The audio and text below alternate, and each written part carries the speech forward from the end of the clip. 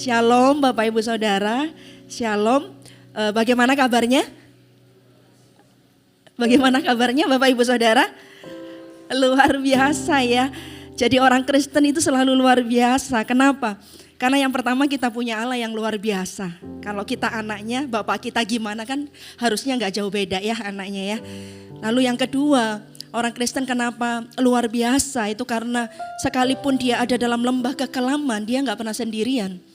Gada Tuhan dan tongkat Tuhan itu, gadanya dan tongkatnya itu yang selalu menyertai hidup kita. Jadi luar biasa ya Bapak Ibu Saudara, entah di gunung yang tinggi, entah di dalam lembah kekelaman, dia selalu bersama dengan kita. Katakan amin. Ya, tak kenal maka tak sayang. Nama saya Pendeta Lanitan. Saya adalah bersama dengan Pastor Samuel Muji. Hari ini beliau pelayanan di GMS Jakarta Barat, betul ya? Hah? Betul ya?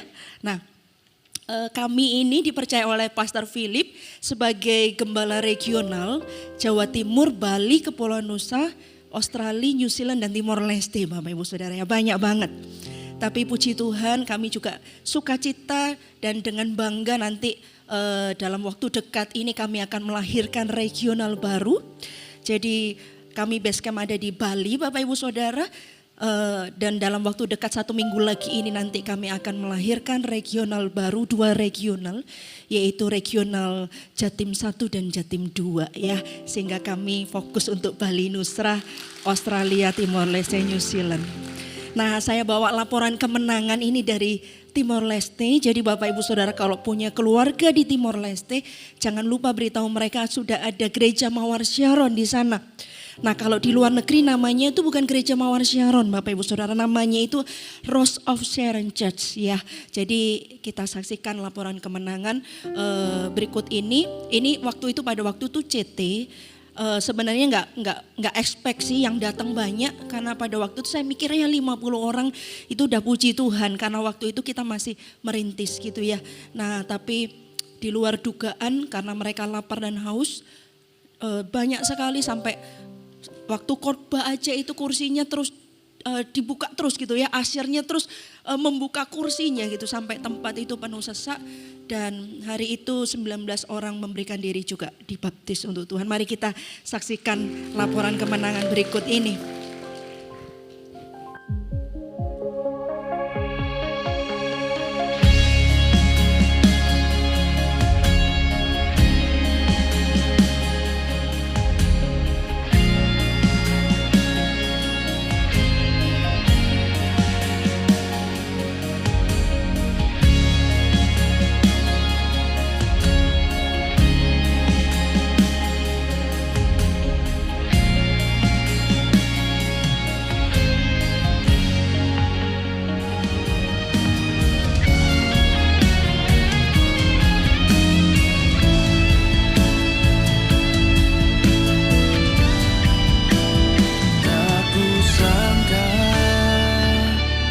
Sejak dulu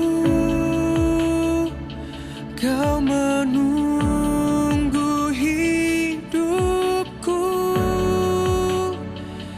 di altar. Bapak Ibu Saudara, kalau hari ini engkau berkata kepada Yesus, berikan aku air itu Tuhan, engkau dengan hati yang putus asa, engkau tahu cuma Yesus jawaban satu-satunya.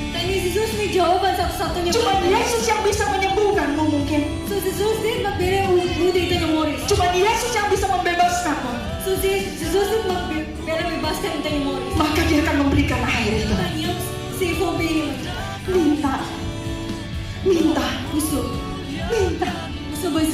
Tuhan, aku minta air itu.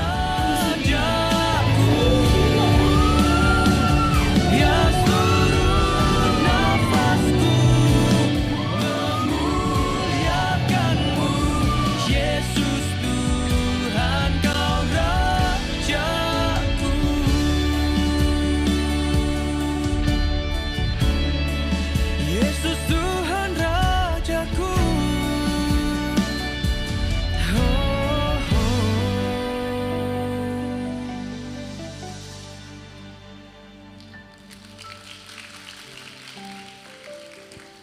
Mari buka sama-sama saya di dalam Matius pasal yang kelima ayat yang ke-13 sampai 16.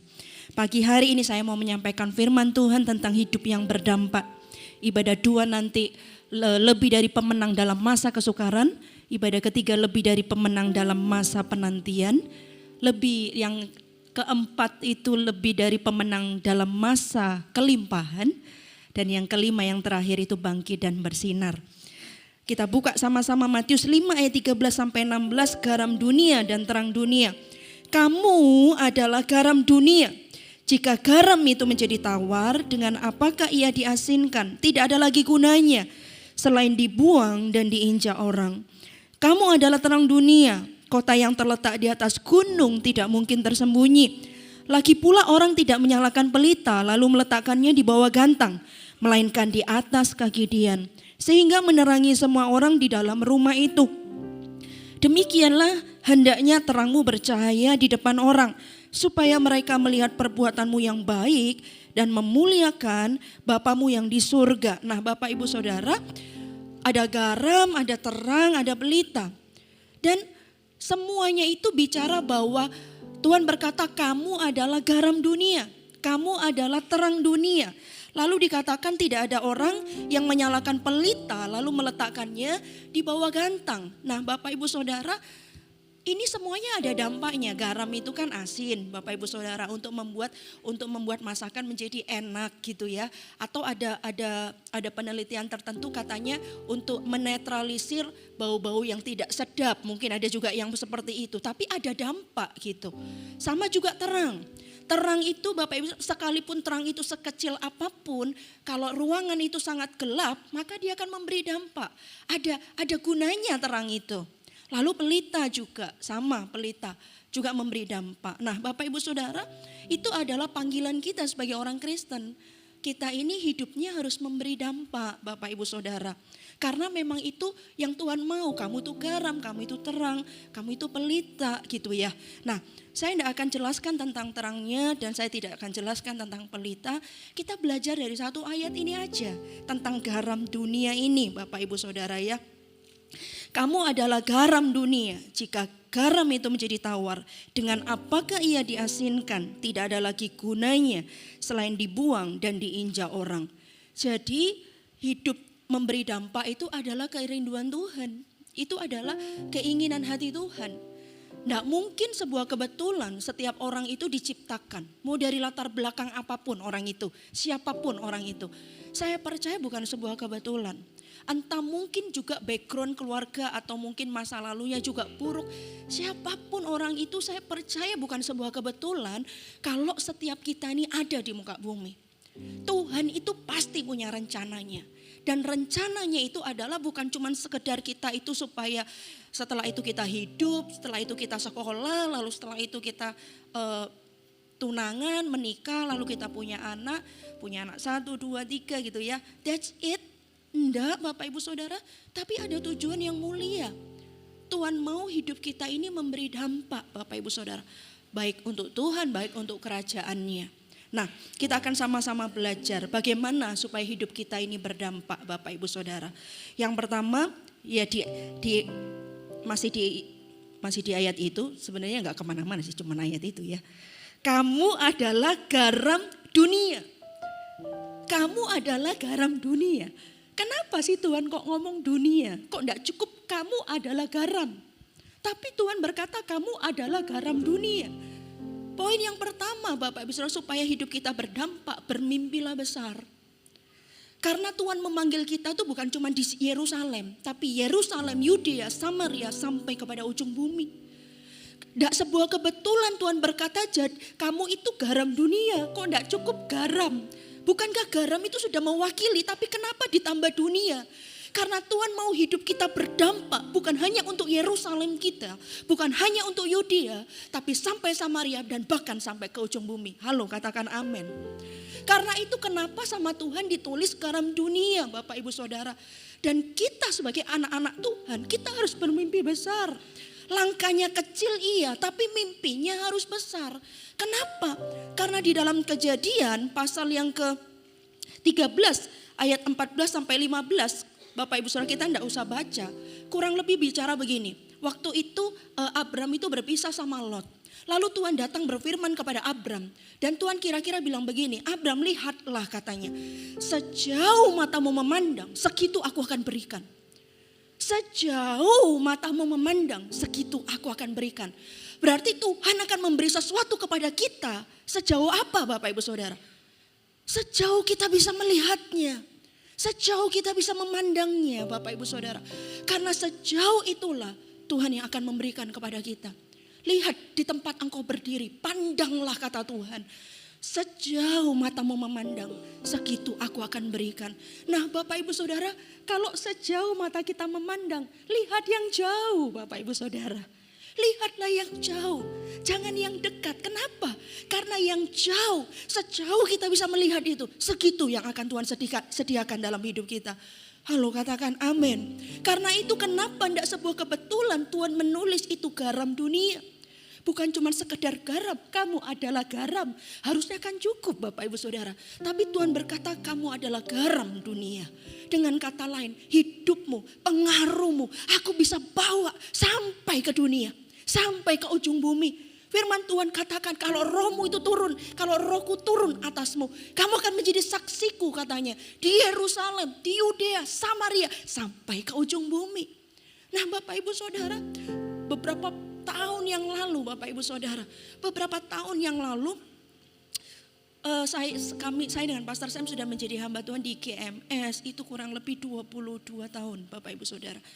Nah beberapa tahun yang lalu jauh Bapak Ibu Saudara, pada waktu itu mungkin masih kami itu menjadi gembala Jember karena kita ini diutus pada mulainya itu untuk merintis GMS Jember. GMS Jember itu adalah gereja kedua, kalau tidak salah 2 atau 3 perintisan yang dilakukan oleh Pastor Philip pada waktu itu. Kalau tidak salah pertama Malang kalau nggak salah. Setelah itu kita nih Jember gitu ya. Jadi masih awal-awal sekali. Tapi Tuhan memberikan mimpi ini. Tuhan berkata, aku akan bawa kamu sampai ke ujung bumi. Saya mikir, saya ini di Jember ya. Di Jember, kalau orang timur bukan Jember bilangnya, Jember katanya. Saya di Jember bagaimana bisa ke ujung bumi. Dan Bapak Ibu, tapi saya tangkap firman Tuhan ini. Kata-kata sejauh matamu memandang, segitu aku akan berikan. Itu sejak semula. Ketika saya bertobat, ketika saya merenungkan firman Tuhan, firman itu bicara dalam hidup saya. Sejauh matamu memandang. Oh Tuhan, berarti kalau gitu, kalau sejauh mata Lani memandang, kalau gitu aku akan lihat yang jauh. Aku akan lihat yang jauh Tuhan. Karena sejauh itu Tuhan akan berikan. Tuhan memberikan mimpi itu. Tapi bagaimana caranya saya nggak tahu. Yang saya tahu saya setia dengan apa yang ada pada saya. Saya setia dengan apa yang Tuhan percayakan dalam hidup saya. Saya kerjakan Bapak Ibu Saudara. Pada waktu itu CG itu saya pernah sekali CG itu Bapak saya dulu jadi gembala youth waktu itu. Jadi Pastor Sam itu gembala sidangnya, saya gembala youthnya, gembala kalau sekarang namanya AUG. Nah pada waktu itu Pastor Sam bilang gini, ayo kita banyak-banyakan jiwa ya gitu kayak ya. Itu masih awal, hari ini Mawar Sharon orang udah kenal di mana-mana. Hari itu belum kenal Bapak Ibu Saudara. Ya, nah sampai akhirnya saya jangkau jiwa ya di alun-alun, di jalan-jalan Bapak Ibu Saudara, di kos-kosan dan segala macam memberitakan tentang Yesus. Sampai akhirnya CG buka perdana, ditambahkan waktu itu saya ingat ada 13 kalau enggak 18 orang hadir. Saya jemputin mereka. Minggu depannya hari itu terjadi lawatan. Minggu depannya jadi 18, 23, 28 terus naik. Sampai satu CG bisa ratusan. Nah Bapak Ibu Saudara, hari itu saya lihat ada orang bukan cuma dari Jember. Ada orang yang dari Ajung. Ada orang dari Balung. Kalau Anda tahu kota-kota ini mungkin berarti Anda dekat sama kota Jember. Ada yang dari Lumajang. Ada yang dari Bondowoso datang. Ada yang dari Banyuwangi datang. Datang hanya hari Minggu datang ibadah. Jember Banyuwangi itu 4 jam Bapak Ibu Saudara. Datang untuk cari Tuhan. Orang itu ya kalau ada Tuhan atau ketemu Tuhan, tidak ada yang tidak bisa, tidak ada yang tidak mungkin, tidak ada yang menghalangi, orang itu akan datang. Lumajang itu berapa jam? 1,5 jam. Tanggul itu berapa jam? Bisa 1 jam. Tapi mereka datang. Lalu saya lihat, ini bagaimana kalau CG jauh sekali. Akhirnya waktu itu saya pilih beberapa orang yang kira-kira saya percaya. Saya latih dia untuk berkhotbah segala macam. Belum ada yang namanya MSJ 1. Belum ada yang namanya CGT 1. Hari itu kami melatih, saya latih. Lalu saya bilang, mau enggak kamu nanti CG di Balung? Mau enggak kamu nanti CG di Ganteng, Banyuwangi? Mau enggak? Mereka mau. Jadi hari tertentu itu, hari Jumat kalau nggak salah CG-nya, itu mereka akan menyebar. Tapi saya nggak pernah punya bayangan akan menjadi gembala regional, Bapak Ibu Saudara. Tapi waktu itu seperti itu. Sampai suatu ketika Tuhan berkata, lihat aku bawa kamu sejauh matamu memandang. Akhirnya 2008 Tuhan percaya menjadi gembala regional. Waktu itu base camp di Sidoarjo, dipercaya 2 gereja. Dari 2 gereja, hari ini di Jawa Timur sudah ada 16 gereja Bapak Ibu Saudara. Kalau dengan Bali semuanya, ya kasih kemuliaan buat Allah kita. Kalau dengan Bali dan semuanya sampai ke Australia itu sudah ada 25 gereja. Makanya nanti kita lepaskan yang lahirkan yang Jawa Timur. Karena gereja-gereja yang udah besar dan banyak Bapak Ibu Saudara. Tapi tidak pernah punya bayangan. Tapi saya tahu bahwa Tuhan akan bawa saya melihat jauh ke depan. Suatu ketika bagaimana bisa sampai kepada bangsa-bangsa. Hari itu belum dipercaya menjadi regional yang ada di Australia. Suatu ketika lucu, itu semua Tuhan. Ada seorang hamba Tuhan dari Sydney itu cari saya. Nah setelah itu gak tahu bagaimana caranya telepon seluruh hotline-nya GMS. Tapi gak keangkat. Keangkatnya itu yang ada di GMS Selatan Bapak Ibu Saudara pada waktu itu. Diangkat, lalu yang angkat telepon waktu itu volunteer lagi. Dan volunteer itu seorang bapak-bapak leader. Tapi saya kasih ceritanya dulu. Bapak-bapak leader ini 1 bulan sebelumnya saya diundang khotbah. Untuk khotbah di retreat leadernya GMS Selatan. Dan ketika saya berdoa mendoakan leader-leader itu saya teringat, enggak tahu cuma keinget sama wajah bapak itu. Dan saya mendoakan beliau. Lalu ternyata sebulan kemudian hamba Tuhan dari Sydney itu telepon di GMS Selatan. Yang ngangkat adalah beliau. Lalu tanya, kenal sama Pastor Lani enggak? Oh saya tahu, tapi saya enggak kenal, tapi saya tahu. Lalu hamba Tuhan itu bilang, saya mau undang beliau untuk berkhotbah di gereja saya yang ada di Sydney katanya. Bagaimana cara menghubungi beliau? Saya minta kontaknya Bapak saja, nanti coba saya sambungkan. Lalu dicatat nomor telepon hamba Tuhan itu. Lalu saya dicari Bapak Ibu Saudara. Saya ada di Sidoarjo. Lalu saya dicari. Bilang Pastor Lani dicari sama Bapak ini segala macam. Saya nggak kenal yang mana ya gitu ya. Tapi ya sudah boleh kasih nomor telepon saya. Akhirnya singkat cerita itu hamba Tuhan itu dari Sydney terbang ke Sidoarjo Bapak Ibu Saudara. Untuk datang bertemu dengan saya dengan Pastor Sam. Lalu ketika ngobrol secara ketemu tatap muka. Lalu setelah itu Bapak Ibu Saudara beliau mengundang saya untuk berkhotbah di retreat gerejanya dengan 10 sesi. Lalu dia bilang begini, kok bisa tahu saya Bapak? Saya bilang saya ketika berdoa sama Tuhan siapa yang akan berkhotbah. Tiba-tiba muncul di YouTube itu adalah Ibu katanya. Dan saya pengen kenal lebih dekat, terbang ke Sydney. Itu sebelum Bapak Ibu Saudara, sebelum Australia diberikan kepada kami. Dan ketika berkhotbah lawatan Tuhan, ada orang-orang bule di sana. Mereka datang dan berkata, seandainya saya dengar khotbah firman Tuhan seperti ini, sudah dari dulu saya memenangkan jiwa bagi Yesus. Detik itu saya tiba-tiba ingat, aku akan membawamu sampai kepada ujung bumi. Bapak Ibu Saudara bermimpilah besar. Saya tidak tahu bagaimana dengan Anda. Tapi saya mau beritahu Allah kita itu besar. Karena itu lihatlah yang besar dalam hidupmu. Jangan lihat yang kecil. Setianya harus kecil. Setianya harus kecil.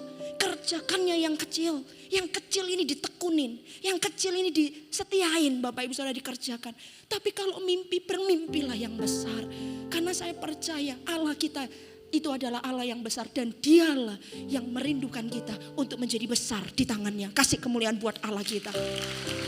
Kenapa? Karena semakin Tuhan membawa kita besar, maka pengaruh kita juga akan semakin besar Bapak Ibu Saudara. Dan nama Tuhan akan semakin besar juga dipermuliakan melalui hidup kita. Yang kedua Bapak Ibu Saudara, yang kedua Bagaimana supaya hidup kita berdampak? Yang kedua Bapak Ibu Saudara, dikatakan kamu adalah garam dunia. Itu identitas. Yang kedua, kita harus tahu identitas kita. Ketika kita tahu identitas kita, maka kita akan berlaku demikian. Saya adalah seorang istri, saya seorang hamba Tuhan, tapi saya juga seorang istri, saya juga seorang mama. Itu identitas saya. Saya juga seorang pemimpin. Jadi kalau saya tahu identitas saya, maka saya akan berlaku demikian. Betul Bapak Ibu Saudara? Kalau kita seorang guru, maka kita akan mengajar. Maka kita akan mendidik anak didik kita atau murid kita. Kalau kita seorang pilot, maka kita akan mengendarai atau mengemudikan apa Bapak Ibu Saudara? Pesawat. Kalau kita seorang pilot, maka kita akan mengemudikan pesawat. Nggak mungkin seorang pilot itu mengemudikan mobil. Karena seorang yang mengemudikan mobil itu namanya sopir Bapak Ibu Saudara. Jadi kalau orang itu tahu identitasnya, maka dia akan berlaku demikian. Nah Bapak Ibu Saudara, kalau kita tahu bahwa kita ini garam dunia, maka kita akan berlaku demikian. Dengan kata lain apa? Kita akan jaga hidup. Kita akan lebih awas. Kenapa? Karena kita adalah garam. Kita ini garam dunia, tahu identitas kita. Dan kalau kita tahu, kita akan berhati-hati dalam hidup ini. Kita akan jaga hidup. Kita akan jaga perkataan kita. Kita akan awas dengan apa yang kita lakukan dan kerjakan. Kenapa? Karena aku adalah garam. Ketika kita mulai berinteraksi dengan rekan bisnis kita, rekan kerja kita atau anak buah kita akan lebih berhati-hati. Kenapa? Karena aku garam. Aku tidak mau menjadi sorotan. Aku adalah garam. Aku harus memberi dampak. Dampak apa yang aku berikan? Apakah dampak ketakutan buat anak buahku? Dampak apa yang aku berikan? Apakah dampak sukacita kepada mereka? Dampak apa yang aku berikan di dalam rumah misalnya? Aku seorang suami. Dampak apa yang aku berikan kepada istriku? Apakah istriku ini bisa mengasihi aku? Ataukah aku ini penuh banyak dengan tuntutan, tapi aku tidak melakukan bagianku? Demikian sebaliknya, aku istri. Kalau engkau tahu panggilanku adalah istri, identitasku istri. Apakah hari ini kita sudah berlaku demikian? Apakah kita tunduk kepada suami kita sekalipun kita bisa semuanya? Sekalipun mungkin gaji kita lebih besar daripada suami kita. Tuhan itu adil ya Bapak Ibu Saudara. Tuhan itu luar biasa loh. Kenapa? Wanita itu diambil dari tulang rusuk pria. Lalu di perjanjian baru Tuhan itu bilang bahwa hai wanita tunduklah kepada suamimu gitu ya. Dengan kata lain apa? Di dalam perjanjian lama dikatakan bahwa istri Hawa itu adalah penolong. Kayak seolah-olah namanya penolong itu kan kayaknya Bapak Ibu Saudara, kayaknya loh. Makanya ada banyak orang keliru di sini, kayaknya lebih hebat daripada yang ditolong. Tapi Tuhan itu ajaib. Di perjanjian baru Tuhan berkata tunduk. Dengan kata lain, sehebat-hebatnya wanita, hai istri-istri, engkau perlu pria, engkau perlu suamimu dalam kehidupanmu. Karena itu kalau kita masing-masing tahu identitas kita, maka kita akan berlaku demikian. Dampak kita akan jelas. Dampak kita itu tepat pada sasaran. Halo, katakan amin.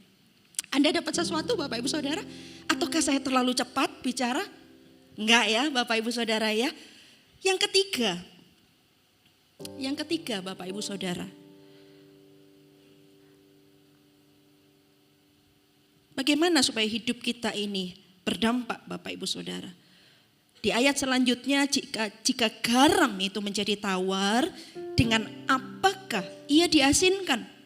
Tidak ada lagi gunanya selain dibuang dan diinjak orang. Yang ketiga Bapak Ibu Saudara, bagaimana supaya kita berdampak? Kita ini harus mempunyai value atau nilai dalam hidup ini. Supaya kita tidak dibuang dan diinjak orang. Kalau garam itu sudah jadi tawar, apa gunanya? Kalau kita tidak punya value sebagai orang Kristen, kita tidak punya nilai, tidak heran kita akan dibuang dan diinjak orang. Padahal Tuhan memanggil kita, engkau akan menjadi kepala dan bukan ekor. Berkat ada padamu dan bukan kutuk. Engkau akan terus naik dan bukan turun. Kalau orang Kristen tidak punya value dan nilai yang sesuai dengan kebenaran firman Tuhan, maka hidupnya nggak bisa berdampak, Bapak Ibu Saudara. Hidupnya akan menjadi batu sandungan, nggak berdampak. Dengan apa garam itu menjadi, kalau garam itu tawar apalah gunanya, nggak ada lagi katanya, kecuali dibuang dan diinjak orang. Coba kita buka di dalam 2 Korintus 4 ayat 7 sampai 10. 2 Korintus 4, mungkin multimedia bisa bantu. 2 Korintus 4 ayat 7 sampai 10 dikatakan begini. Tetapi harta ini kami punyai dalam bejana tanah liat. Jadi bejana tanah liat itu kita, Bapak Ibu Saudara. Dan ternyata kita punya harta, Bapak Ibu Saudara. Tetapi harta ini kami punyai dalam bejana tanah liat supaya nyata bahwa kekuatan yang berlimpah-limpah itu berasal dari Allah, bukan dari diri kami. Selanjutnya, dalam segala hal, nah ini harta yang kita punya dalam bejana tanah liat. Apa? Dalam segala hal kami ditindas, namun tidak terjepit. Kami habis akal, namun tidak putus asa. Kami dianiaya namun tidak ditinggalkan sendirian. Kami dihempaskan namun tidak binasa. Banyak sekali yang mengalami. Coba kita lihat. Kami senantiasa membawa kematian Yesus di dalam tubuh kami. Supaya kehidupan Yesus juga menjadi nyata di dalam tubuh kami. Di dalam kita ini, bejana tanah liat ini ada harta. Kita dihempaskan, kita tidak binasa. Kita ngalami seperti Paulus itu. Ngalami karam kapal, ngalami kelaparan, ngalami panas dingin, ngalami banyak kehujanan, kesengsaraan, penganiayaan. Tapi dia tetap bersinar bagi Tuhan. Dia tetap teguh dan dia tetap melayani Tuhan. Ada harta dalam dirinya. Dia punya value. Orang kalau punya value dalam kehidupannya, orang itu hidupnya akan memberi dampak. Iya, dan tahukah Anda sometimes untuk mengeluarkan value dalam hidup seseorang itu perlu yang namanya kesengsaraan, Bapak Ibu Saudara. Untuk mengeluarkan value seseorang itu ada yang namanya ketidakidealan terjadi.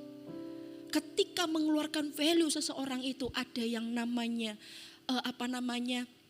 ketidaknyamanan yang terjadi. Ketika itu terjadi, sesungguhnya Tuhan itu sedang mengeluarkan value dalam diri kita. Karena itu orang Kristen di dalam masa itu tidak boleh gagal, Bapak Ibu Saudara. Ya, di dalam masa yang seperti itu tidak boleh gagal. Ketika ketidaknyamanan terjadi, itu sebenarnya membuktikan value Anda itu seperti apa. Ketika terjadi gesekan, ketika terjadi yang namanya kesengsaraan, itu value itu baru tampak. Karena itu jangan menyerah apapun yang terjadi dalam kehidupan Anda. Sepakat dengan saya, katakan amin. Jangan menyerah. Karena dari situlah karakter, value hidup kita itu akan nampak. Ketika di Jember ngalami demo yang begitu luar biasa, Bapak Ibu Saudara, ini kan gak dimasukkan di YouTube kan ya. Nanti mengalami penganiayaan yang gak perlu kalau ini ya. Nah, ngalami demo pada waktu itu kita merintis di sana. Enggak mudah, satu ketika itu dapat telepon kalau gereja kami akan dimasa, akan didemo dan segala macam. Biasanya ancaman seperti itu sering terjadi, Bapak Ibu Saudara. Tapi selalu lalu ya mungkin itu hoax atau apa gitu ya. Jadi kalau kita ibadah gitu ya, ibadah itu apalagi kalau misalnya youth itu ya, itu Pastor Sam itu selalu dengan beberapa orang itu standby di depan gereja. Karena selalu dengar isu-isu itu. Tapi kita tidak ada gitu. Kita pikir ya itu hoax. Sampai suatu ketika waktu Pastor Sam mau mengunjungi jemaat yang mengalami kecelakaan. Jadi jemaat itu ada di Malang. Jadi Pastor Sam berangkat dari Jember itu mau ke Malang itu untuk menjenguk, mendoakan. Nah, perjalanan itu ditelepon sama jemaat bilang bahwa ada orang fotokopi di temennya jemaat ini. Dan isinya itu adalah fotokopinya sangat banyak sampai ribuan. Zaman itu masih mesin fotokopi ya Bapak Ibu Saudara. Jadi lalu isinya itu adalah mau menutup gereja kita Bapak Ibu Saudara. Nah setelah itu diteleponlah Pastor Sam, tapi Pastor Sam, oh iya terima kasih buat infonya.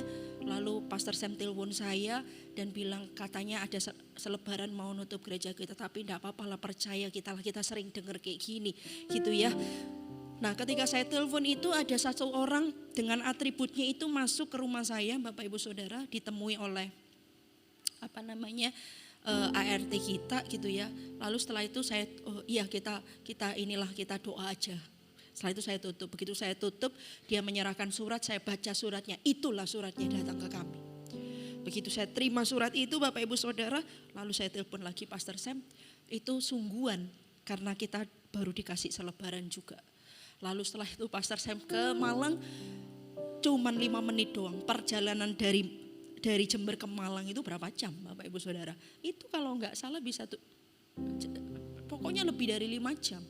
Cuman ke sana akhirnya karena tahu bahwa mau di ini Bapak Ibu Saudara ya, langsung cuman datang, sorry maaf ya, saya harus segera kembali, jadi cuman bisa doakan dan harus segera kembali karena gereja sedang ini. Akhirnya kembali Bapak Ibu Saudara, semua dokumen kita bersihkan semua komputer kita angkutin semua, taruh semua di sekretariat, pisahkan waktu itu sekretariat sama kantor kita sama gereja kita. Lalu Pastor Sam bilang kamu pulang ke rumah aja, bawa anak saya masih baby Bapak Ibu Saudara, masih baby. Kamu pulang aja, kamu biar Koko yang hadepin katanya. Saya bilang begini, yang dipanggil hamba Tuhan kita berdua, kita titip anak kita aja, nanti kita berdua kita hadepin sama-sama. Setelah itu saya titip anak saya, aduh Bapak Ibu Saudara, itu kita doa terus, doa Tuhan luputkan, bertrak-trak dengan atribut-atributnya, dengan sound-sound yang begitu besar, diarak satu kota, kita masuk headline yang paling utama segala macam, tutup begitu, dengan suaranya itu. Kalau diingat-ingat masih trauma, tapi trauma itu sudah diserahkan kepada Tuhan. Akhirnya gereja kita nggak bisa dipakai. Malam-malam mereka mengadakan pesta di depan gereja kita. Mereka bersuka cita karena sudah menutup gereja. Tapi semenjak hari itu jumlah jemaat kita akhirnya kembali ke hotel. Jumlah jemaat kita naik 2 kali lipat karena mengalami aniaya itu juga. Nah, apa yang mau saya ceritakan? Hari itu Bapak Ibu Saudara, Pastor Sam itu kalau dengar telepon sudah dihadapin dengan wartawan bilang, wah pokoknya banyak, mau segala elemen Bapak Ibu Saudara. Sampai kalau telepon itu zaman itu juga, teleponnya itu yang itu loh, dereng gitu ya. Karena tahu ya, yang ringtone begitu, dereng gitu ya. Itu kayak bikin kaget juga ya, akhirnya kita ganti ringtone-nya ya. Pokoknya setiap getar selalu, apa lagi, setiap getar apa lagi. Bapak Ibu Saudara, bisa loh hari itu kita menyerah. Waktu itu Pastor Sam lihat abang tukang bakso, gak salah dengan abang tukang baksonya.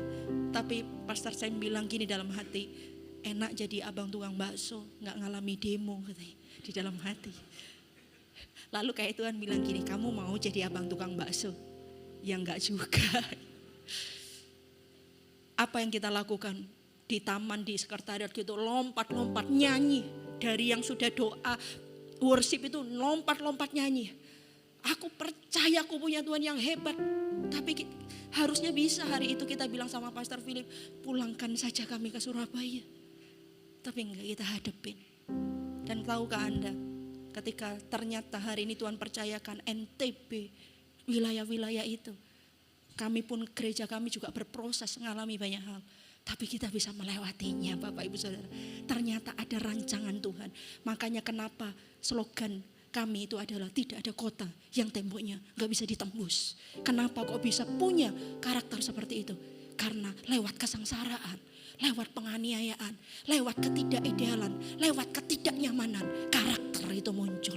Kasih tepuk tangan buat Allah kita. Bapak Ibu Saudara, karena itu ketika engkau mengalami masa sulit dalam hidupmu, jangan curiga sama Tuhan. Tuhan jangan-jangan punya acara dalam hidup Anda. Tuhan sedang mempersiapkan Anda untuk sesuatu yang besar. Jangan curiga, jangan patah, jangan putus asa, jangan menyerah lalu ya sudah tidak usah Tuhan-Tuhanan lagi. Anda salah besar Bapak Ibu Saudara, Anda salah besar. Karena lewat setiap ketidakidealan itulah karakter dan nilai ilahi akan muncul dalam kehidupan Anda. Dan kalau Anda punya itu, dengar saya baik-baik, Anda tidak akan pernah dibuang dan diinjak orang. Karena itu firman Tuhan. Yang keempat, yang terakhir. Sampai sini Anda diberkati Tuhan? Yang diberkati Tuhan bisa lambaikan tangan, bisa sekali lagi kasih kemuliaan buat Allah kita. Yang keempat, Bapak Ibu Saudara. Yang keempat, yang terakhir. Tidak ada lagi gunanya kalau garam itu menjadi tawar dengan apa ia diasinkan. Tidak ada lagi gunanya selain dibuang dan diinjak orang. Yang keempat, Bapak Ibu Saudara. Hidup kekristenan tidak boleh menjadi tawar. Hidup kekristenan itu harus memberi dampak. Yang keempat, Bapak Ibu Saudara, pastikan hidup kita ini tidak tawar. Pastikan hidup kita ini sungguh-sungguh berdampak. Kenapa?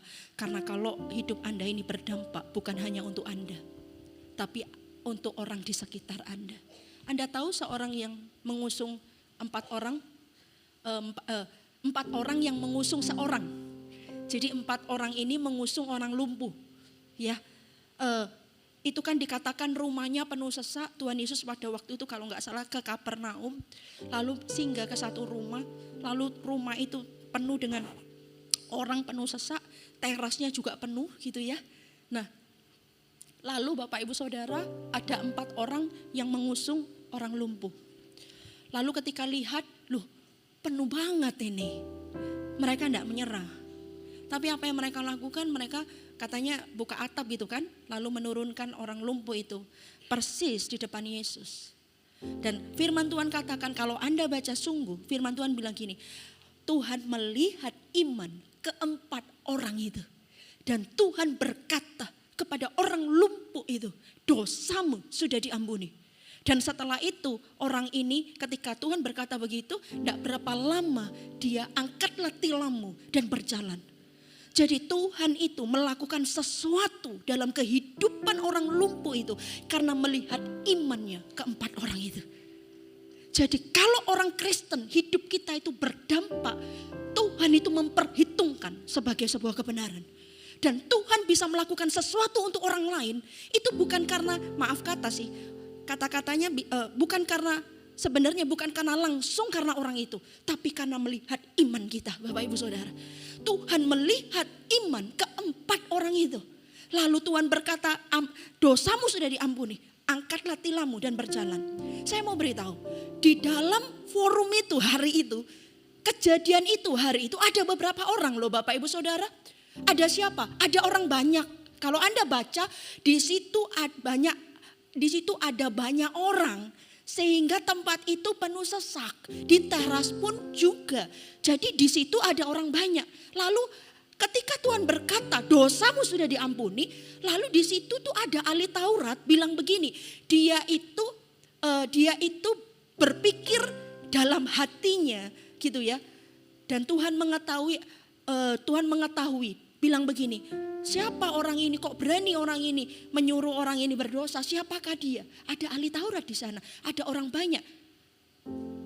Saya mau beritahu gambaran apa Bapak Ibu Saudara? Orang banyak itu adalah, kan enggak sebuah kebetulan orang di mana ada Yesus pasti dari kota-kota mana datang.